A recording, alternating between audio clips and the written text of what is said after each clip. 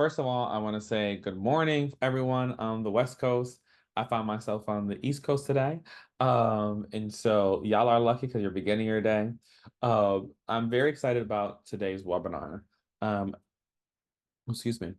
As we think about what it means to build a kin first system, there are a couple different topics that we can touch on. But what I'm excited about today is about the strategies of really working towards how do you identify and engage kin at every stage of the case level, right? So how do you increase the placement? How do you strengthen the broader support network around that child, around that family, right? And what's exciting about this, this session is that the Harvard Government Performance Lab is really focused on what are the tools and resources that can support with some of those conversations that you would have with kin. How do you streamline some of the documentation and search efforts? And then really, how do you strengthen like the case handoff so that families feel seen, heard, and that like that customer experience is one that is worthwhile. I like to say, billionaires get assistance. When it's a major donor, we roll out the carpet for them. And so how do we do the same for our families, right? Because at the end of the day, it is being in service to them that actually pays all of our salaries. And so with that being said, I want to go ahead and share one quote. And this quote was about interstate placement, right?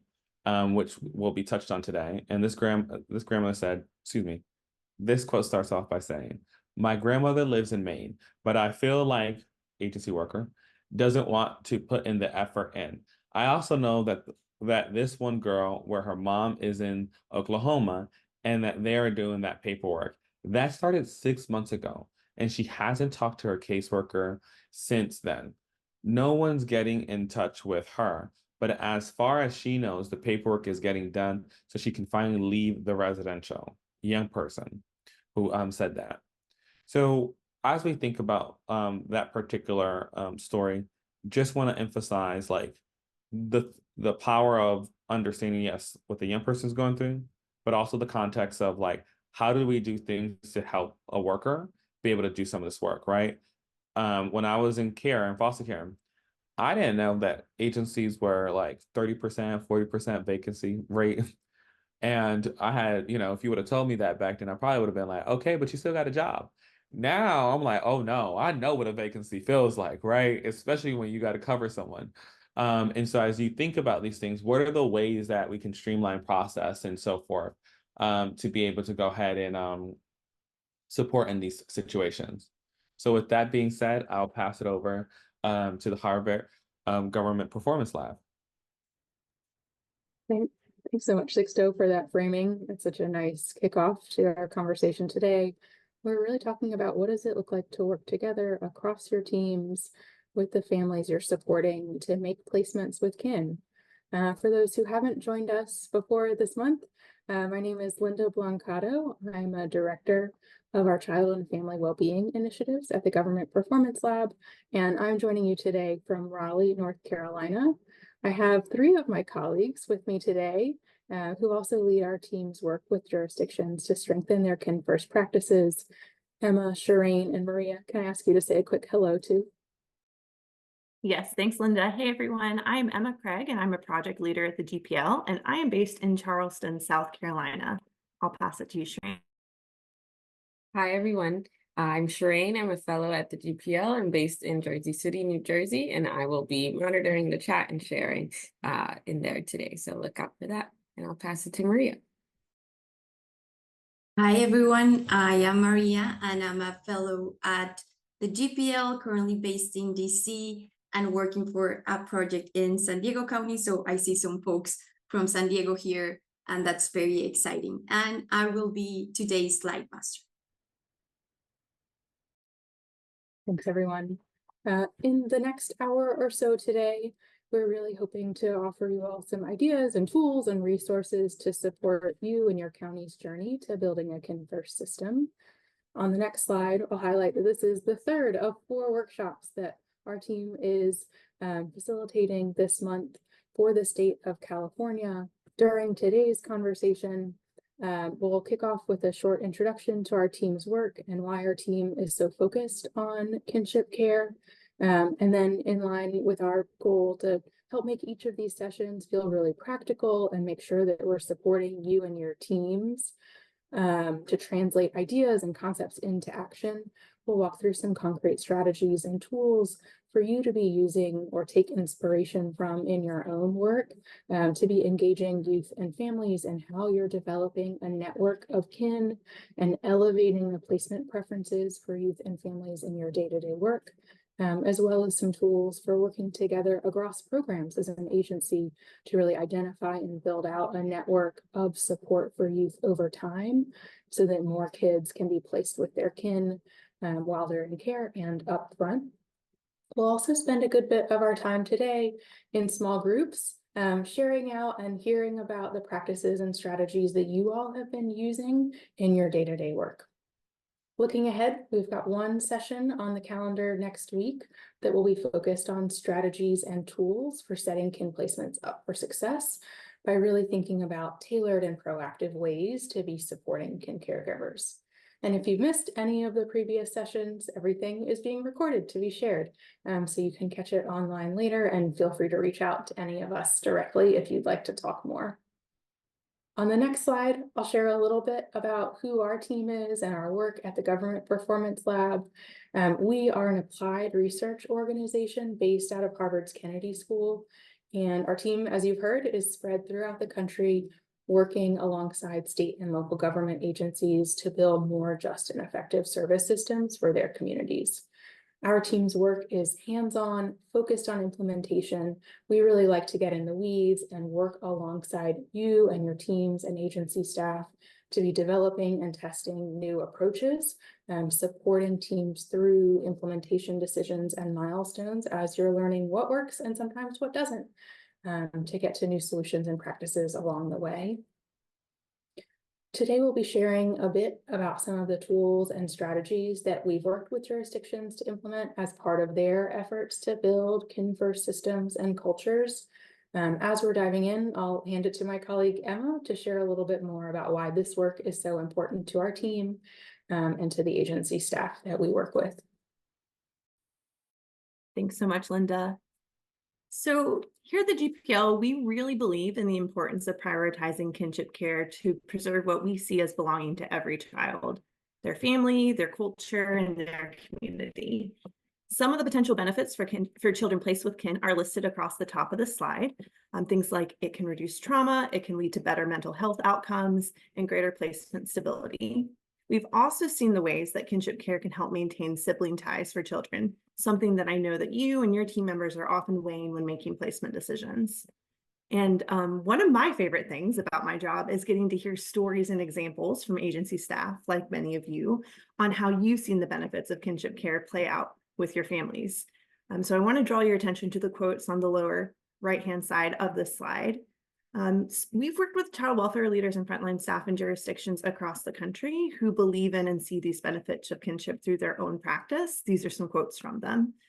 If you look at the second quote, I want to highlight this one and talk about, this was shared with me by a case manager talking about a current kinship placement where she saw the mental health benefits for a young teen who was able to build stronger bonds with his relative caregiver, but without feeling like he had to break off ties with his parents. She really believed that the preservation of both relationships was going to ultimately lead to and improve their reunification process. I know that you all have examples of your own, and like I said, we love to hear how this plays out in real life as you think about supporting your families and working together as a team. Now, we also know that even when staff believe in the importance of kinship care, having network building conversations with youth and parents and navigating family dynamics isn't always easy or straightforward. So if we look at the next slide, today we're going to be focusing, the first portion at least of today's call will be focused on strategies to engage with families and youth to think about how to build out a support network and empower their voice and choice in the placement process. Recognizing that family is, of course, the best source for info on family. But also recognizing at the same time, it can feel really tough to have such sensitive conversation with parents and youth, especially for newer staff. So we'll hold space in our conversation today to talk through those challenges and how to support staff in practice. So first, let's talk about how we see training and equipping staff to prioritize youth and family engagement early on as an important kin first shift in approach that does not just focus on finding and making that single placement, but instead focuses on building out a family support network, which is such an important piece, whether or not a removal ends up occurring. Beyond serving as placement for a child, kin and other members of a support network can play many roles in supporting children and families, both while they're interacting with the system and well beyond. So in your day-to-day work, identifying and including the family's network of kin and nephrons in the earliest touch points can provide needed respite to parents to help with things like transportation, childcare, emotional support, even when, or really I should say, especially when they don't result in removal. For example, from the beginning of a referral stage and in emergency response, agency staff can begin documenting contact information for the child's relational network. Like Sixto said at the top, we know like y'all are strapped for time. This is not always something that feels easy to do. This is not something that has to be full on family finding mode from day one of every referral, but it could be something as simple as training and equipping your staff to make sure that that emergency contact list is getting filled out immediately and prioritized, and making the effort to denote child and family preferences within it. Agency staff can also identify and bring together supportive individuals for child and family team meetings or safety planning well before the point of a removal decision and potentially prevent one later. And if a removal does end up occurring, having started to build out the support network early may increase the likelihood that staff can assess and place with kin more quickly. In fact, having those conversations and holding meetings with the larger network prior to removal could elevate new leads or potential relative or fictive kin placements that might otherwise have never been discussed or considered. Plus, you're already in the position to help set that kin placement up for success through additional network supports, which I'm sure you all have seen is especially important for new relative and nephrom caregivers, who often step in at a moment's notice and are rarely set up to receive the same level of support that our resource families receive from the get-go. Helping new kin caregivers building out that support network can help fill in some of those gaps in supports and promote familial self-healing in the process. On the next slide, we'll see how actively inviting parents, youth, and kin to share their perspectives throughout the placement process can promote mutual respect and offer children and families a greater sense of control over what's happening. It can also help staff build trust with family members and cultivate a strong network of support for a child that can set a placement up for success. That's why at the start of all investigations, asking and making note of who parents are connected to as a family can be so important, as is coming back to these conversations at multiple points in the future, as we know parents may have different things to share in time.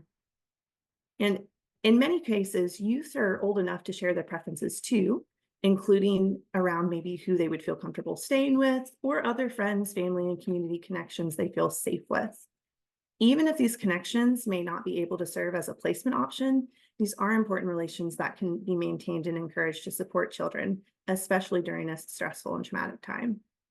We see this being especially important for teenagers, notably our LGBTQ+ youth, for whom fictive kin, someone like maybe a coach or a best friend's set of parents, can be a great set of support and stability. So when we start to work with the jurisdiction, we spend lots of time talking to caseworkers, supervisors, and managers to learn more about what they see as challenges around increasing placement with kin and opportunities to address barriers or strengthen supports. And in some of our past work with one county team, it became pretty clear from some of our early conversations that one of the things staff found to be the most challenging about finding and making kin placements was feeling comfortable and equipped to have what can be really hard conversation with families about placement options. And specifically thinking about creative ways to engage with younger kids about existing relationships, plus opportunities for teens to provide input in placement decisions. This can be really hard to do. We get that.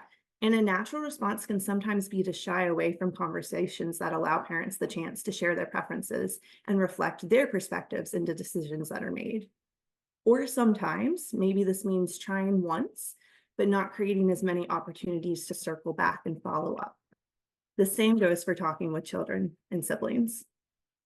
So our question is, how do we reduce the likelihood of that happening and support staff in continuing to circle back on what can feel like really tough conversation?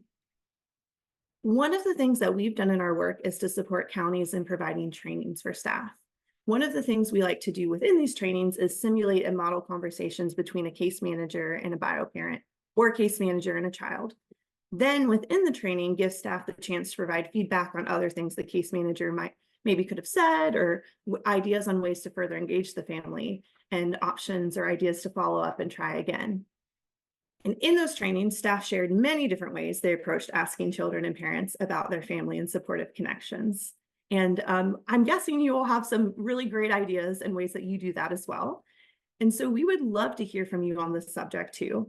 If you don't mind, we would love for you to take a moment to pause and think about what's your go-to question when engaging a child or parent about who they feel connected to. And if you can, would you take a second to write it down and share it with us in the chat? Shireen is dropping the question there as well. I'll say it once again. What is a question that you use to engage families about who they trust and feel connected to? And if this is a question you're thinking specifically about engaging with a child or a bio parent or both, please do note that for us as you write it down and share it with the group. I'll pause for just a second, give everyone a second to think and type.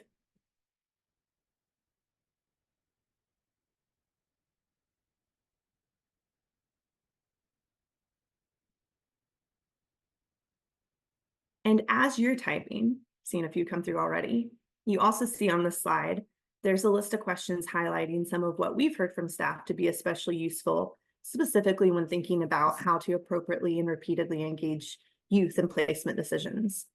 These questions came from a resource on our website. It offers both a longer list of questions there and some additional prompts about having conversation with parents.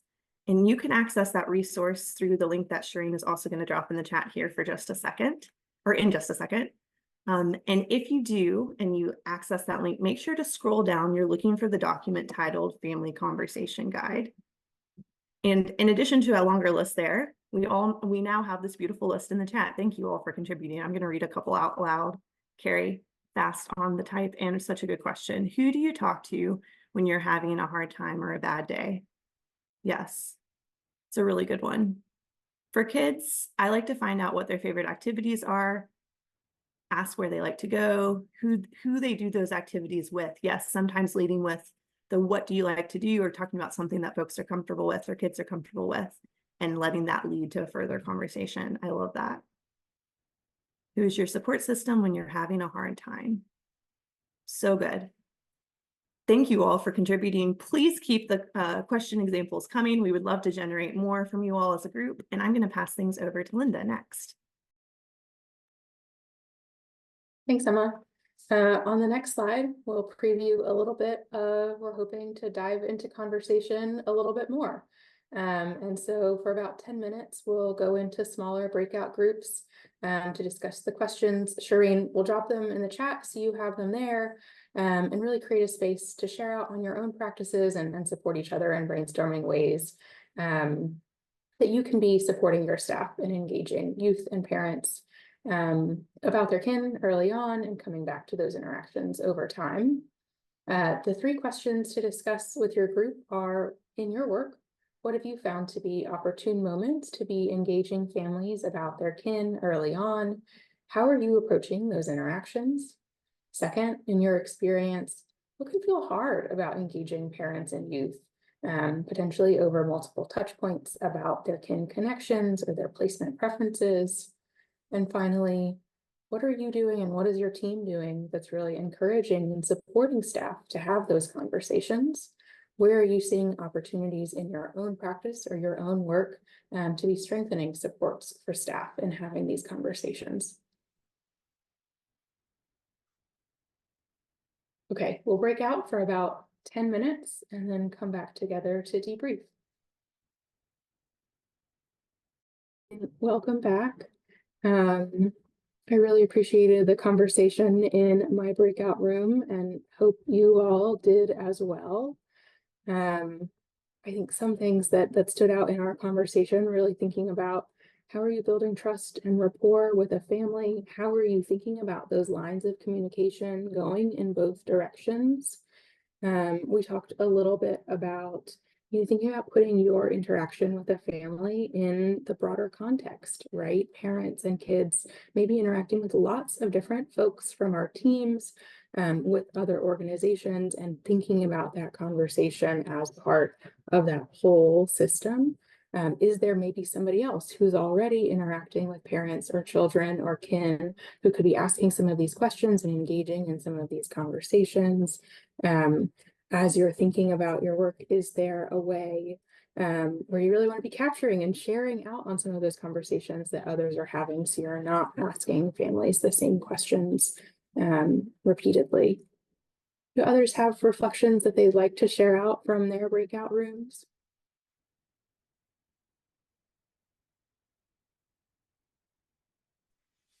I actually would, Linda, because we kind of ran out of time there at the end.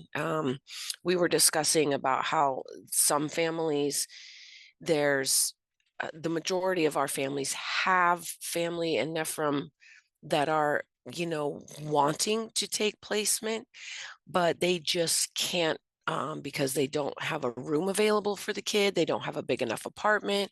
They don't have this. And so somebody, and I'm sorry, I see April's name, but I know it wasn't April who asked me the question in the chat in our breakout room, asked me. So it sounds like we need to build support around the family members to be able to meet the requirements in order to take the kid in. And I said, yes, kind of. But I just wanted to clarify that answer. We do have here in San Diego County, we have a very comprehensive kinship program. And so when we identify Nephrims, okay, thank you, Gia. When we identify a family member or a Nephrim, we are able to utilize our funds to help them, whether it's getting them a bed, getting them a dresser. We also do apply for funds to pay for a not a down payment, the deposit. People want to move into an apartment, right? They need to move from a 2 to a 3 bedroom. Well, but they're like, okay, I can scrape up enough to pay for a 3 bedroom, but I can't scrape up that deposit. So we are able to apply for our county to pay that up front. So it's like we do have those things that are available for the kin and the Nephrims that are really, really looking to take placement. We work really hard with that. If they've got a pool that needs to be fenced, we pay for that. We get it done. So, and does everybody know what a Nephrim is? For us, that's a non-related extended family member. That's what that means. So obviously, we all know family's what you make it, right? So there are some people, if your next door neighbor is the person that you grew up with and who you trust, we would consider that a family member who's not related, right? So that's what I mean by Nephrim. Thank you so much for sharing, Janet, and thinking about ways to address some of those barriers and challenges as you're trying to find placement with kin, relatives, or fictive kin. Nephrims on a moment's notice are so important, and those might also be things that you're integrating and incorporating in the conversations you're having with parents. Of here's what we can offer. Here's why placement with kin is so important. Here's why I'm having this conversation with you. That's great. We encourage you all to sort of go back to the family conversation guide on our website and add the questions and add some of these ideas, add these strategies to your own work. I've also heard in my breakout group, right, the particular challenges of engaging sometimes with youth. This Thursday, for those who are interested, we are hosting a call with the Kin Mobilization Learning Collaborative, hosted by the Grand Families and Kinship Support Network. It'll be at 10 a.m. also, and we'll be highlighting some child welfare practitioners who are sharing about the trainings that they do with their team to really practice and simulate some creative ways of engaging with youth to find kin and make placements with kin. So we'll drop in the chat the link to register for that if you'd like. Okay, I'll hand it over to Emma now to switch gears to thinking about, in addition to working with families and youth, thinking about working within your agency and working as a team. All right, thank you, Linda. Okay, so now that we've brainstormed ways to elevate family voice early on in referrals and cases, As you work to build out supportive networks, let's discuss strategies to strengthen your kin search practices to make sure that family connections are not getting lost as you and your team work together and coordinate what we know can be many case handoffs within an agency. The most impactful internal kin search processes implemented by kin first agencies that we've seen do this from the beginning by training their investigative staff to ask about and document family connections in a really simple, streamlined way that everyone can access and keep using. Defining this process is really a win-win effort for staff and families because it can make it easier to place with kin sooner. It can deduplicate staff's kin search and documentation efforts across programs and handoffs. And it promotes respect for families' time and energy by reducing the likelihood of multiple staff from the same agency repeating the same lines of questioning, like we mentioned earlier. If we look at the next slide, we see that strengthening and documenting kin search efforts from the beginning, we really see this as a critical effort to increase the likelihood of placing with kin. Even for agencies committed to being kin first, the process of placing a child with a licensed resource family is often still more straightforward than making a placement with a relative, especially when it comes to those initial placements. And without tools and really clear guidelines on ways to prioritize identifying and engaging kin early in an investigation, the reality is that children may end up being placed with licensed resource families or temporarily sheltered by default, even when there are kin or NEFRMs available for support. We've seen jurisdictions reduce the likelihood of this happening by implementing kin search tools that are paired with a pretty clear, straightforward documentation process that all team members are expected to contribute to. So the tool that you see on this screen is an example of one of those. It's a resource that we developed with one county to prompt staff to build out and document a child's full relative and NEFRM, thank you, Janet, for talking that one through, NEFRM network early on. Had to practice that acronym a lot, I got it down now. And in this tool, they're starting to use this before the point of a removal decision. And then they're having every staff member who touches that case keep using and contributing to the log. Staff in this county knew that lots was happening to identify and engage kin. They saw that on the ground, but they also saw that it wasn't always getting passed along during case handoffs. And the case management side of the team often felt like they were starting from scratch, despite knowing or maybe finding out later from talking to their families that they'd already had a similar conversation with someone else on the agency team. The supervisors also noticed that when kin information was being noted and shared, it was often more so on the mother's side, and it was less likely to include NEFRMs, which might require some additional digging, but we know are just as important to consider. So they designed this family finding connections log with some very intentional features. The log explicitly lists examples of those family connections, like NEFRMs, like the paternal side of the family, sibling parents. And within that, there's space for contact information and a running note section for each family member or NEFRM. And you can kind of think of it as a deconstructed genogram that includes fictive kin within. This county team also found that using the log as a singular centralized documentation source prevents connections from getting lost or buried deep down in case notes. It sets them up to make kin placements faster, and it's often a really useful resource to draw from later, maybe when a kin caregiver needs extra support or if a family re-enters the system. Shireen is going to drop the link right now where you can download your own copy of the Family Finding Connections log if you would like, and consider which elements could support a more thorough kin search documentation process in your own agency. And with that, I'll pass it back to Linda. Thanks, Emma. So we know that even with intentional and in many cases really creative efforts to engage kin from the start, in some cases it's not possible, and it doesn't end up happening that we're able to place children with kin initially, right? And we know that in some cases, building out a child support network and finding that kin placement may take more time. It can take time for families to open up. Maybe there's somebody that you talk to early on in a case, an aunt, a grandmother, a neighbor, as we're thinking about NEFRMs. And at that moment, maybe it wasn't possible for them to serve as a placement resource initially, but their situation could change over time.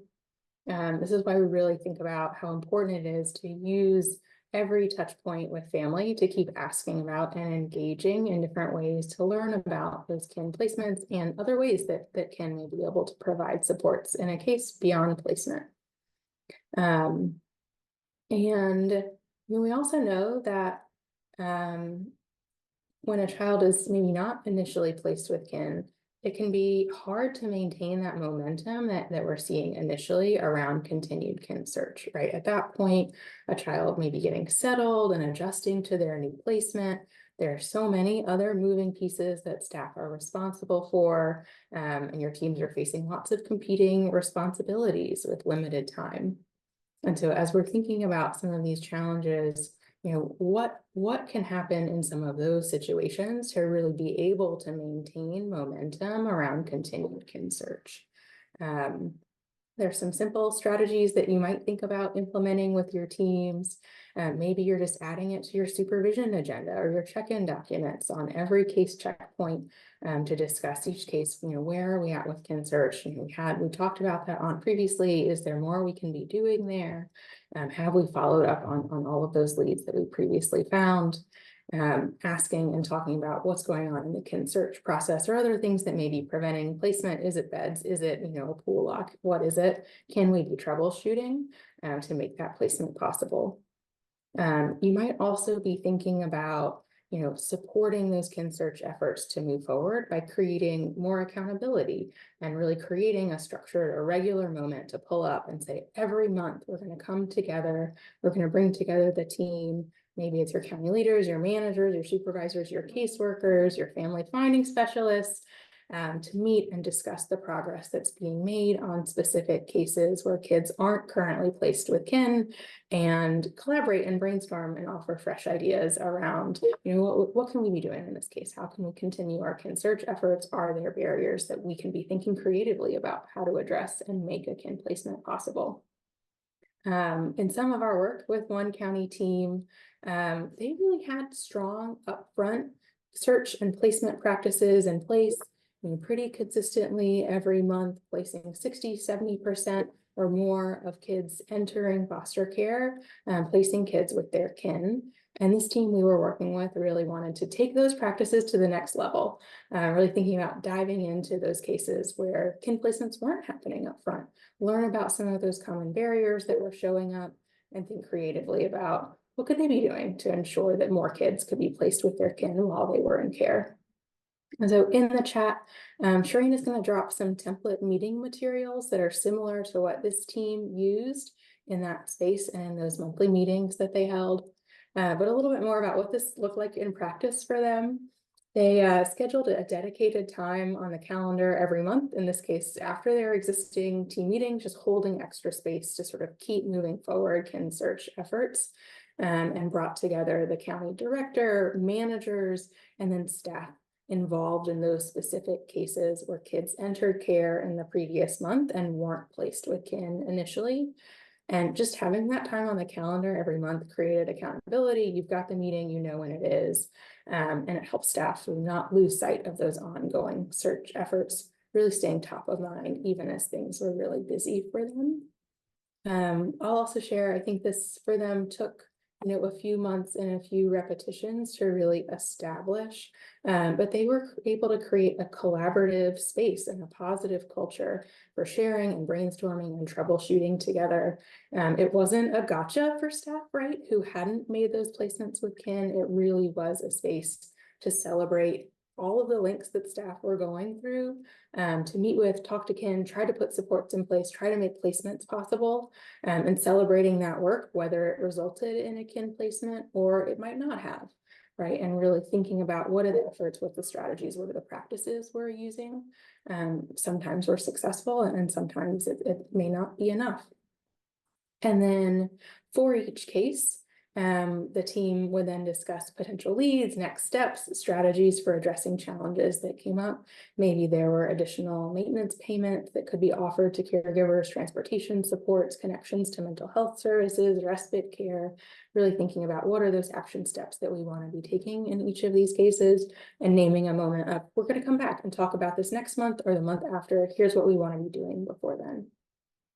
Another benefit that the team saw from this work was really giving county leadership a bit more visibility into the challenges happening on the ground, the experiences staff were having, and really use that to think about how might we tweak or change our existing policies and practices to be able to continue moving the needle on kin placements and continue building our kin first culture within our agency? So for example, some of the challenges that they saw coming up were around housing barriers, right? A really tricky challenge to tackle. And then, working to develop relationships with local housing organizations to be able to strengthen and offer some of those supports to caregivers. Similarly, thinking about working with the court system around the benefits of kinship care.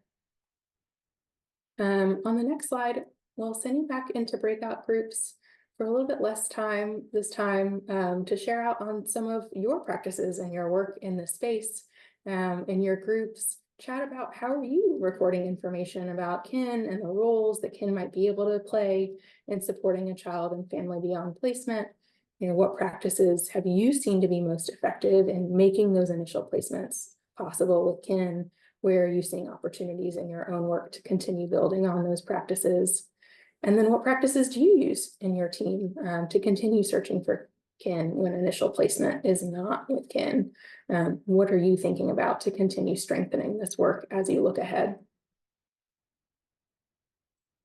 Shireen will drop some questions for us in the chat, and then it looks like the breakout rooms are open to join. Thank you so much, everyone. I know we ran a little bit short on time in that last breakout group. We really appreciate all of the reflections that I heard and appreciate those of you who shared your experiences and your practices and your challenges, and those of you who really listened and reflected on what your peers and colleagues were sharing today. I'll just very briefly close this out. We hope that you'll continue some of these conversations in your own work as you and your teams are really seeking to continue building a kin first system. All of the resources that we talked about today can be found on our website here. We also encourage you all to mark your calendars for our session next week for our fourth and final webinar at the same time, a little bit earlier, around offering proactive supports to kin caregivers.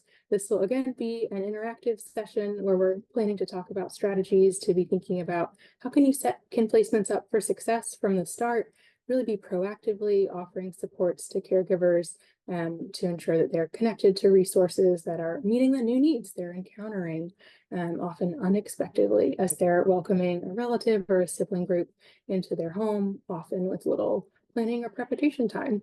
We hope you'll join us next week. And then again, we mentioned a call this Thursday at 10 Pacific. The Kin Mobilization Learning Collaborative is hosting a pre-virtual learning group open to all jurisdictions working to strengthen their kin first approaches. If you're interested in diving a little bit more into strategies for engaging with youth specifically in the placement decision process, we encourage you to join that call. We'll drop that link in the chat. Thank you all. If anyone had trouble accessing any of the resources today, please feel free to email us and we can send you everything as an attachment directly. Appreciate it. Have a great afternoon.